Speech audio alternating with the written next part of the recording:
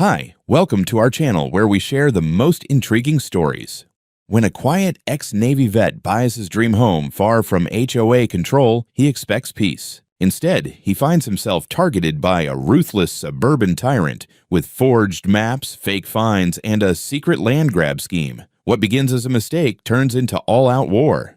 I've never been the type to start trouble. I'm the guy who minds his business, keeps the lawn trimmed, pays his taxes early, and enjoys the quiet. That's why I bought this place in the first place. 10 acres of open space just outside of Silver Lakes, not technically part of the HOA, and that not technically was a feature, not a bug. The property listing was clear, the deed even clearer. No association dues, no nosy neighborhood committees, no pastel-colored shutter mandates or 57-page community rule books. Just peace, trees, and the sweet hum of solitude. The house needed work, sure, but I didn't mind. After 12 years in the Navy and another 5 bouncing around in government contracts, I'd saved up enough to buy something I could call mine. Really mine. No landlords, no base housing. Just me, my tools, and the kind of silence you could feel in your bones. I was proud of what I'd built up in the first 6 months. The deck, the fire pit, even the little garden out back that mostly grew tomatoes and spite. It felt like home, which made the letter in my mailbox all the more surreal. Notice of violation, Silver Lakes Homeowners Association. That's what it said at the top, in big bold type, like some kind of government summons. Below that, a list of supposed violations. Unapproved fencing style, visible outbuilding lacking neutral color scheme, and, my personal favorite, non-standard mailbox. The last one made me laugh out loud. It's a black steel box with a flag. Apparently not up to par with Silver Lake's HOA-approved beige conformity. I figured it was a mix-up. Easy enough to clear up. I wasn't in their HOA. My realtor had emphasized that about 15 times during the closing process, and I'd done my own due diligence on top of that. I even kept the legal parcel map and the deed in a folder labeled Proof I'm Not in the HOA. Yeah, that's how much I didn't want to deal with this kind of crap. So I drove down to the HOA office that same afternoon, thinking I'd walk in, clarify the mistake, and be done with it. Maybe even grab a donut on the way back. Instead, I walked straight into a suburban war zone. The office was inside a community center, all fake brick and perfectly trimmed hedges, like it had been lifted out of a HOA catalog. Inside, everything smelled faintly of citrus cleaner and passive aggression. I approached the reception desk, manned by a teenager who looked like he'd been threatened into community service. "I'm here about a notice I received," I said. "I'm not actually part of the HOA." He blinked at me like I'd spoken Klingon. "You'll need to talk to Ms. Barton." "Great. Is she available?" He nodded nervously and pointed toward a glass-walled conference room. Inside, a woman in her 50s was holding court at the head of a long table, surrounded by pastel-clad board members who looked like they'd formed a coup against fun. She saw me before I even knocked. "Can I help you?" she asked, her voice the precise tone of someone who believed strongly in her own moral superiority and the sanctity of speed bumps. "I got a violation notice," I said, stepping in. "Pretty sure there's a mistake. My property is not part of Silver Lakes." She tilted her head slightly, as if I'd just confessed to a capital crime. "All homes within the perimeter, defined in our revised 2020 community map, are considered under Silver Lake's HOA jurisdiction." "Right, but my property predates that. It's not in the recorded plat, and my deed makes no mention of HOA obligations." She smiled, tight, strained, carnivorous. "Our map includes your parcel. It's clearly shown as Lot 47 now. It was added during our boundary realignment in 2020. It's standard procedure for undeveloped buffer land to be annexed once construction hits certain density thresholds." I blinked. "My property isn't buffer land. It's private land. I own it outright." Her smile didn't waver. "Well, our records differ, and unless you formally opt out through the withdrawal process, you are considered a member under community standards." I laughed. It wasn't a funny kind of laugh. More like the laugh you let out when a stranger tells you your shoes belong to them now. There's no withdrawal process because I never signed up. There's nothing to opt out of. "You don't get to just redline my land and say it's yours." She shrugged, like a snake shedding its skin. "Feel free to submit your documents for review, but in the meantime, you are currently in violation of multiple association codes. Non-compliance will result in daily fines." I clenched my jaw and stepped back, deciding that arguing in front of her little audience wasn't going to get me anywhere. "I'll be in touch." "Please do," she said, already turning her attention back to the meeting. "We take property standards very seriously." I drove home in silence, not even bothering with the donut. That night, I pulled every document I had: my deed, the plat maps, county tax records, the inspection reports. I wasn't crazy. My property was outside their subdivision, legally, on paper, and in plain daylight. I highlighted everything, made copies, even bookmarked the county assessor's GIS site showing my land was distinct from Silver Lakes. I was ready for war. And then, the next morning, it escalated. Taped to my front door was another notice, this time yellow and laminated, like a parking ticket. "Final warning. Failure to comply will result in formal enforcement actions under HOA Code Section 4A. Attached was a fine ledger showing I already owed $1,000 for 2 days of non-compliance. I hadn't even gotten to day 3. I stood there barefoot in my own damn doorway, holding a notice from an organization I didn't even belong to, telling me I owed them $1,000 for existing. I looked out across my lawn, at the old oak trees swaying in the breeze, and suddenly they looked less like peace and more like a battlefield. I wasn't just going to fight this. I was going to bury it. The next 48 hours became a crash course in how fast an HOA can go from annoying to dangerous. I woke up early the next day to the sound of crunching gravel. My driveway doesn't get traffic. That's the whole point of living on 10 acres of not HOA-controlled freedom. Still half asleep, I looked out the window. 2 strangers in branded polo shirts were walking across my lawn with clipboards, tape measures, and a camera with a lens long enough to spy on Mars. One of them was already snapping photos of my shed. The other was kneeling to measure my fence. I threw on jeans and headed outside. "Can I help you?" I said, which was polite code for "Why the hell are you measuring my fence at 9 in the morning?" The taller one straightened up, adjusting his Silver Lakes HOA lanyard like it granted divine authority.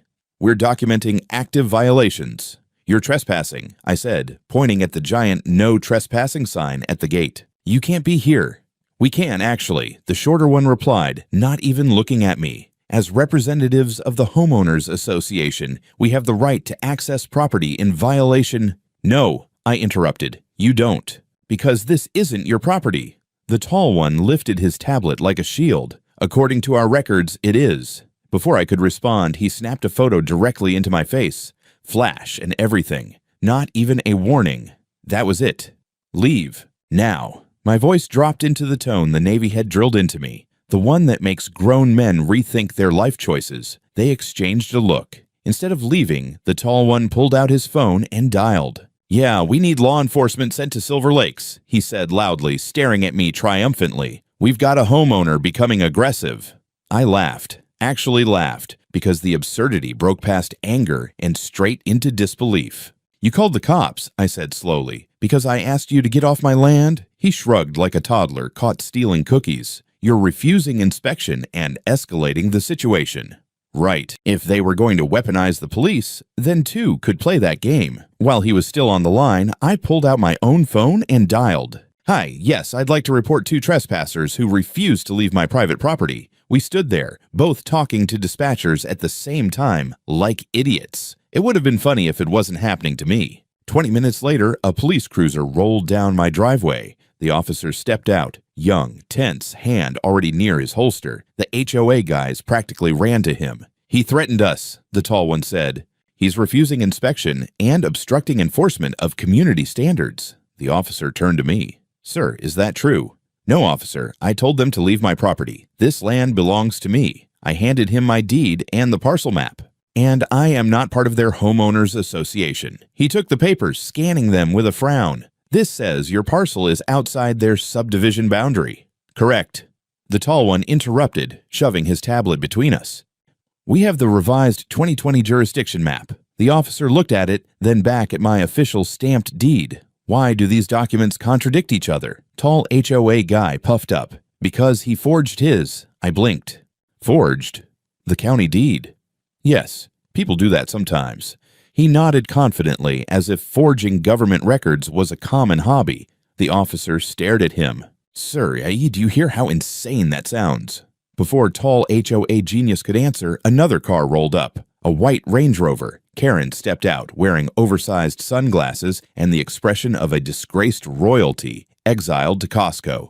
She walked toward us with the purposeful stride of someone who had already decided she was right. "Officer," she said warmly, "thank you for arriving so quickly. We are simply trying to enforce community standards. Mr. Dalton is refusing to comply." I opened my mouth to speak, but she cut me off with a raised hand, like I was a toddler learning not to touch a stove. "We've already filed violation reports. He's required to register modifications to his structures and fencing, and he hasn't filed a single form. Not one." "That's because I'm not in your HOA." "Yes," she said patiently. "You are." "No," I repeated, enunciating like I was on Sesame Street. "I am not." Karen sighed dramatically and stepped closer to the officer. "He's unstable," she whispered loudly enough for me to hear. "He became aggressive with our compliance team. He threatened them." That was the moment I realized this wasn't about rules. This was a setup. "Fine," I said. "If we're doing this, let's go all the way. Officer, I'd like to press trespassing charges." Karen's head snapped toward me like she'd been tasered. "You can't press charges," she snapped. "This is association jurisdiction." "No," the officer corrected. "This is county jurisdiction. And you," he said, pointing at the HOA inspectors, "are trespassing." Karen tried to recover her composure. "Officer, we had no choice." He refused to cooperate with standard exit procedures. "Exit procedures?" I repeated. "I never joined anything." Karen smiled, slow and poisonous. "You can't leave an HOA you're already part of." The officer looked at her, deadpan. "Ma'am, that's not how property ownership works." He turned to the two HOA inspectors. "Get off his property. Now." They left, grumbling. Karen lingered, staring at me like a hawk eyeing a fat mouse.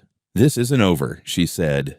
"Looking forward to it," I replied. She got into her SUV and peeled out, gravel flying. I stood there, heart pounding, watching dust settle over my driveway. I knew one thing for sure: she wasn't bluffing. And now it wasn't just violation notices or fines. She had escalated to law enforcement, and she wasn't done. For a moment, things went quiet. No new letters. No clipboard-wielding stormtroopers walking through my backyard. No HOA SUVs lurking across the street like bored surveillance vans. Just cicadas, a broken sprinkler I kept forgetting to fix, and the sound of my own breathing as I waited for the next move. It didn't take long.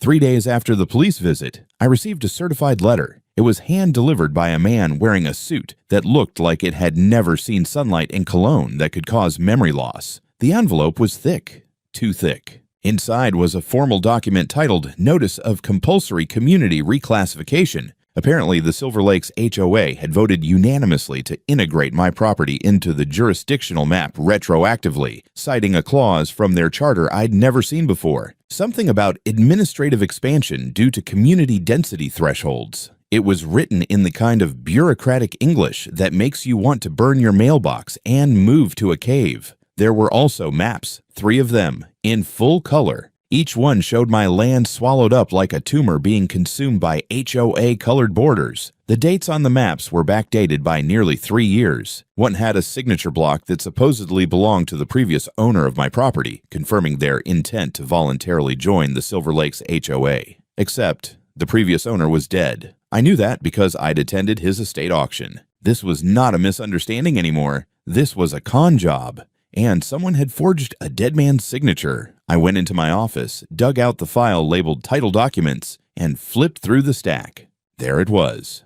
The sale agreement, the county's plat map, and the original parcel designation that specifically excluded my lot from the HOA boundaries. I pulled up the archived GIS data from the county website and took screenshots of the boundaries going back 10 years. Every single version showed the same thing. My land was never part of Silver Lakes. But now they were trying to rewrite history. Later that day, I walked over to talk to my neighbor Ed. He was in his late 60s, a retired postal worker with a love for woodworking and iced tea so strong it probably ran through his veins. He'd always been civil, quiet, even friendly, but as soon as I brought up the HOA, he went stiff.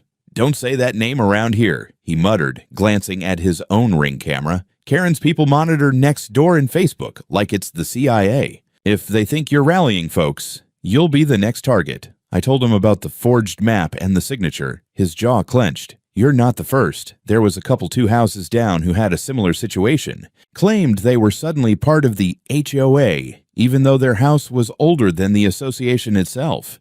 Ended up selling and leaving. Because of Karen. She doesn't like holes in her control, Ed said. And your land is a hole. I went home and started digging deeper. Not into dirt, into paperwork. County records, building permits, HOA filings. And that's when I saw it. A pattern. In the last 5 years, Silver Lake's HOA had quietly absorbed at least 4 properties just like mine. Peripheral lots, not originally part of the community. Each time, a similar procedure. Revised maps, corrected documents, backdated forms, and always sold shortly after for cheap. And in each case, the buyer? A holding company called Sundown Equity LLC. I pulled their filings. Registered in Delaware. Classic Cloak and Dagger LLC setup. The agent of record was anonymous, but the mailing address? It matched the office suite Karen used as her private real estate consultation business. That's when it hit me. This wasn't about rules, or grass height, or fences. This was about money. Karen wasn't trying to control my property because she loved community standards. She wanted to crash the value, harass me into leaving, and then buy my land through a shell company for pennies, just like she had done before. I couldn't prove it yet, but I could feel it in my bones. And if I was going to stop her, I needed more than deeds and maps. I needed eyes and ears inside her operation. That night, I sat at my kitchen table with a legal pad and a glass of whiskey. At the top of the page, I wrote 2 words in big angry letters. Find mole. I didn't find my mole. He found me. His name was David Lang, and he knocked on my door like a man preparing to confess a murder. Late 40s, khakis too tight, polo shirt tucked with military precision, one of those guys who always looked like he was about to ask you if you've accepted Jesus or considered switching cable providers. Except instead of either, he opened with, "You don't know me, but I'm on the HOA board, and I think what Karen is doing is wrong." He glanced over his shoulder like someone might be following him. I gestured him inside and poured him a glass of water, resisting the urge to spike mine with something stronger. We sat at the kitchen table. He didn't touch his drink. I saw the vote, he said quietly. "The one that supposedly added your property to our map. It never happened." "She forged it?" I asked. "Not exactly. She held a private executive session with 2 board members. No quorum, no record in the official minutes. Then she submitted the fake minutes later as if it had passed unanimously. She's done it before, but this time she crossed a line." I leaned forward. "Why tell me now?" He looked down at his hands. "Because she wants me to sign off on a voluntary acquisition form for your land. Said Sundown Equity is offering to buy it if you sell cheap. She's already pre-filled the documents with your name."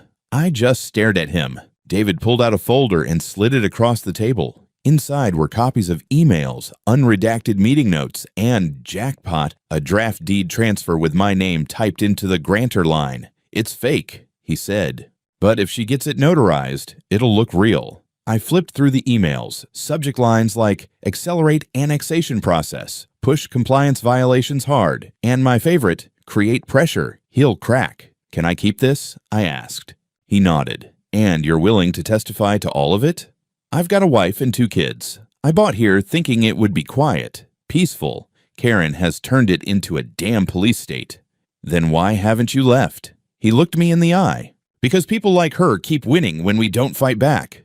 I didn't say anything, just nodded. That night, I called my attorney, Linda Ortega, a no-nonsense real estate litigation specialist who once told me HOA bylaws were the biblical scrolls of suburban tyranny. I forwarded her the documents and asked her to start building a case. "You've got fraud, malicious interference, and possibly criminal conspiracy," she said. "This isn't small claims court. This is federal lawsuit territory." The next morning, we met at the county recorder's office. Linda requested the archived plat maps, all recorded changes to Silver Lake's boundary filings, and pulled up the notary registry. As expected, the signature of the previous owner, the dead guy, had been witnessed by a notary who'd lost her license 2 years ago. Dead man's signature, ghost notary. You couldn't make this stuff up. Over the next week, I went full war mode. I started organizing every document into labeled binders. I set up motion-activated cameras around the property, subscribed to a paid record search service, and compiled a full paper trail showing my legal ownership. The HOA's fabricated expansion documents, the forged acquisition paperwork, emails suggesting targeted harassment and coercion. David kept feeding me material, meeting minutes Karen never submitted, financial reports showing HOA dues being rerouted into a legal contingency fund just weeks before I moved in. On a hunch, I searched Sundown Equity's history. 5 properties bought in the last 4 years. All under dispute, all acquired below market value after being dragged into mysterious compliance conflicts. The paper trail led to a real estate trust managed by a boutique firm Karen used to work for. She wasn't just controlling the HOA, she was flipping land under a different name. This wasn't a one-off conflict, it was a business model. I brought all of it to Linda. She went quiet for a long moment, then finally said, "We're going to sue the HOA and Karen Barton personally, civil fraud, defamation, tortious interference, and if the DA has any backbone, criminal charges too." I nodded, staring at the evidence spread across her desk. "And," she added, "we're going to make damn sure the public hears about it." A few days later, with her help, I scheduled a press conference at the county building. Just me, a folding table, a microphone, and 2 fat binders. I held up the fake deed transfer with my name typed in. "This," I said into the mic, "is what happens when a private citizen stands between a corrupt HOA and their real estate racket." I wasn't nervous, I was just getting started. The thing about tyrants is they rarely just screw over one person. They do it again, and again, and again. You just have to start asking the right people the right questions. That's what I did. After the press conference, I figured if I was going to burn Karen's little empire to the ground, I'd need more than legal paperwork. I'd need testimony. I'd need a chorus, a neighborhood-wide indictment of her crap. So I started knocking on doors. Not as some hero, just as a pissed-off neighbor with a clipboard and a grudge. The first few didn't go well. Most people peeked through the blinds and didn't open up. Some were polite but wary. Said things like, "We've learned not to get involved," or "We're just trying to stay off her radar."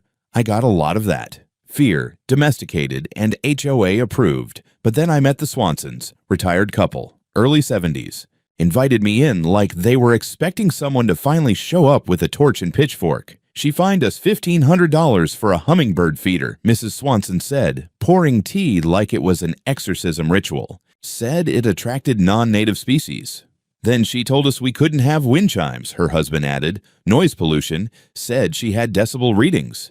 They showed me a binder, an actual binder of notices and fines. Everything from unapproved garden gnome to prohibited curtain color, and they weren't the only ones. A few houses down, a young couple with a toddler told me they were fined for leaving sidewalk chalk drawings overnight. Visual clutter, according to Karen. Another guy, a single dad with a daughter in high school, said the HOA tried to force him to remove the wheelchair ramp he built for his own mother, calling it architectural inconsistency. He had to lawyer up just to keep it. Each story pissed me off a little more. So I started documenting them. Every conversation, every anecdote, every digital record of fines or notices or threats. I made a chart, a timeline, a heat map of Karen's bullshit. And the pattern was obvious. She didn't enforce rules. She weaponized them. People who pushed back were hit hardest. The quiet ones, the good little residents, were mostly left alone. But here's the thing. They were tired. Not just of her, but of being scared. So I gave them a target. I put up flyers for a neighborhood truth session at the local park, just a community get-together. No pressure, no politics, just neighbors talking. I expected 10 people. 32 showed up. I brought a portable speaker, a projector, and a stack of folders. Each one had a custom-made Karen file, all the violations, fines, and overreach she'd hit them with over the years. Some folks laughed when they saw theirs. Some cried. Then I stood in front of them and said, "She's done this to all of us. We've been treated like squatters on our own property, and I'm not asking you to march or protest or pick fights. I'm just asking you to stand up with me. One by one, story by story, we make it stop." That's when the tide turned. People started volunteering. Old emails, recorded voicemails, video clips, HOA newsletters with contradictory rules. One guy pulled out his phone and played a voicemail from Karen, calmly telling him his excessive porch furniture was grounds for a lien. Another neighbor, Rosa, a nurse with 2 jobs and zero tolerance for bullshit, admitted Karen threatened to report her to Child Protective Services after her teenager parked on the street during a sleepover. The stories came pouring out like poison from a wound, and I collected everything. I built a drive, encrypted, mirrored on 2 backups, filled with scanned documents, signed statements, photos, security cam footage, everything. I even built an interactive map showing how Karen's enforcement history formed a pattern of control around lots she later tried to push into foreclosure or sale. One night, I got a text from David, our mole on the board. "You're scaring her. She's calling emergency meetings." Good. I wanted her scared. I made one last move before calling it a night. I printed a huge poster and stapled it to the utility pole across from the HOA office. "How many families will you bully into silence?" Below it, a timeline of her violations with quotes from residents, black and white, simple, ugly. By the next morning, a copy was taped to almost every community mailbox. By the end of the week, Karen sent a cease and desist letter accusing me of slander. Linda, my attorney, framed it, and we kept going. They say revenge is best served cold, but I found it tastes even better under fluorescent courtroom lighting with your enemy squirming in a tailored blazer. The lawsuit went public on a Monday. We filed in County Superior Court, a civil suit against the Silver Lakes Homeowners Association and Karen Barton personally. Charges included fraud, defamation, tortious interference with property rights, and a neat little cherry on top, civil conspiracy for financial gain. Karen responded exactly how I expected, with outrage, threats, and 3 different lawyers. Her HOA cronies released a tone-deaf statement calling my claims a coordinated smear campaign by a disgruntled pseudo-resident. Pseudo-resident. That one almost made me laugh. Linda, my attorney, didn't laugh. She prepared like we were storming the beaches at Normandy. Deposition requests went out like subpoenas were on sale. By midweek, she had lined up 12 witnesses, including David the Mole, 5 neighbors, a notary expert, and an independent land surveyor who confirmed, with a level of sass unusual for cartographers, that Karen's revised HOA map was fantasy. Fiction. The court hearing was set for Thursday morning. Civil, not criminal yet, but the courtroom was full. Local reporters, bloggers, angry retirees, and at least one guy selling bootleg t-shirts that said, HOA hell no. I wore a suit. Karen wore war paint. The judge, a no-nonsense woman named Cynthia Monroe, called us to order and opened with the most beautiful sentence I'd ever heard. "Mr. Dalton, you allege that you were fraudulently claimed as a member of a homeowners association you never joined. Is that correct?" "Yes, Your Honor."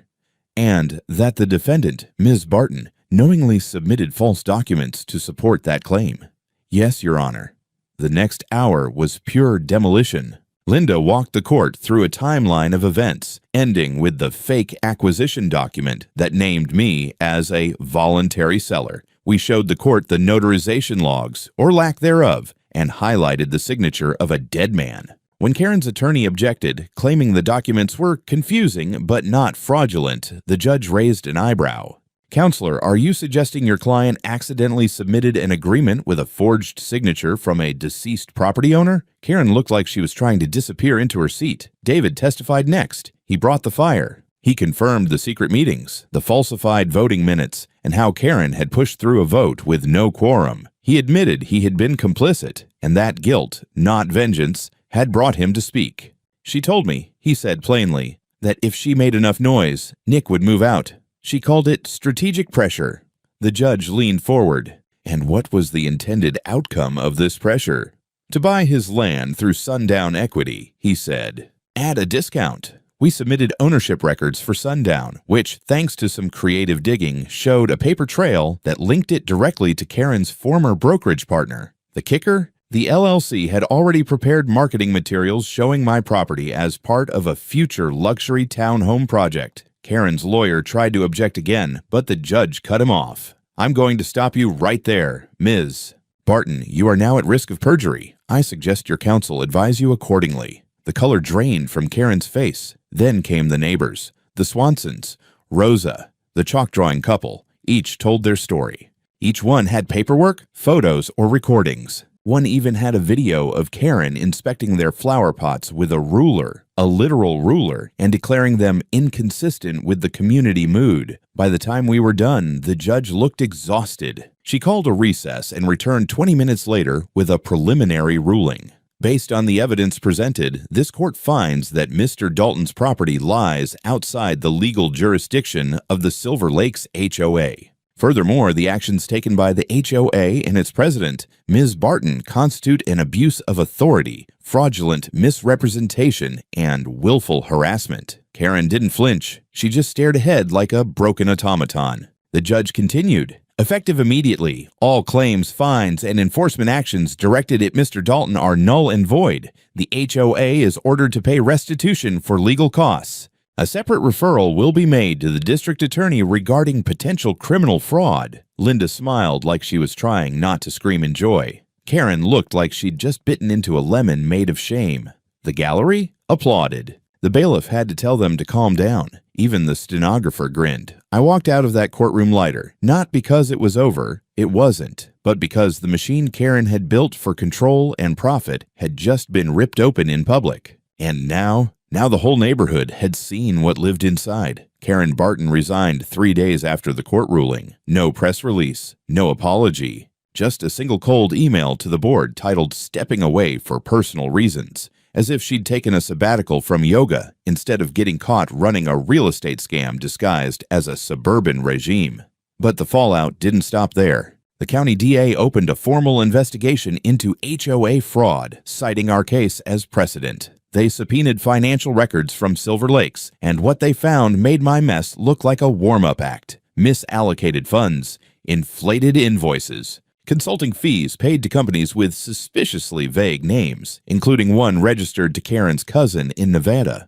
The local paper ran a full-page spread titled "Queen of the Cul-de-sac: How One Woman Turned a Neighborhood into Her Personal Fiefdom." Residents started speaking up, people who'd been too afraid before. Anonymous tips turned into signed affidavits. One guy admitted Karen threatened to revoke his pool access if he didn't vote her way during board elections. Another said she fined him $500 for using the wrong font on a for sale sign. The county issued an emergency order to freeze HOA enforcement powers pending full review. That meant no more fines, no more threats, no more surprise compliance visits from clipboard commandos. Silver Lakes HOA effectively ceased to exist overnight. The board collapsed. 3 members resigned. One tried to delete all the group's online files. Didn't work. We'd backed them up weeks ago. And the last guy, David, stepped up. He came to me personally. "We want to form a temporary residence committee," he said,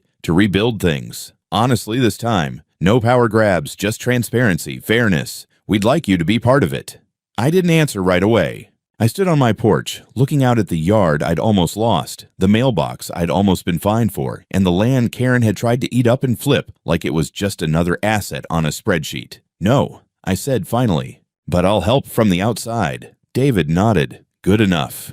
In the weeks that followed, the community changed. People started talking to each other again. Not just fake smile, wave from the sidewalk talking. Real talking, sharing stories, offering help, fixing fences together instead of writing each other up for rusted hinges. Someone started a neighborhood newsletter that didn't read like an IRS audit. Rosa from down the street, the nurse, ran for the new advisory council and won in a landslide. The Swansons hosted a barbecue for the whole street. No one complained about the smoke or the music or the fact that Ed brought a karaoke machine that sounded like it had survived a war. And me? I got a letter from a law professor in Georgia asking to use my case in a textbook on property rights. Linda forwarded it to me with a smiley face emoji and the subject line, "Suburban Legend." But the weirdest part? People started calling me for help. Strangers, from other neighborhoods, other states.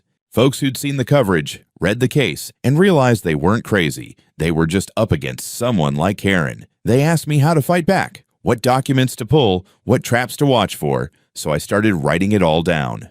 A step-by-step guide, how not to get screwed by your HOA. It was petty, it was personal, it was necessary. I didn't want to be anyone's hero. I just wanted my land, my peace, my damn hummingbird feeder if I felt like hanging one. But if exposing Karen meant people started waking up, standing up, talking back, That was worth every second, every court date, every sarcastic letter, every posted sign and shouted voicemail and sleepless night. Because now, when Karen walked through the neighborhood, and yes, she still lived there, at least for now, nobody smiled, nobody waved, and nobody forgot. About 6 months later, I got a letter from the county courthouse. Karen Barton had been officially indicted, not for everything, and the DA's office never moves as fast as you want, but for enough. 2 counts of fraudulent misrepresentation, 1 of document forgery, and a brand new charge they dusted off just for her: attempted unlawful acquisition of real property by coercion.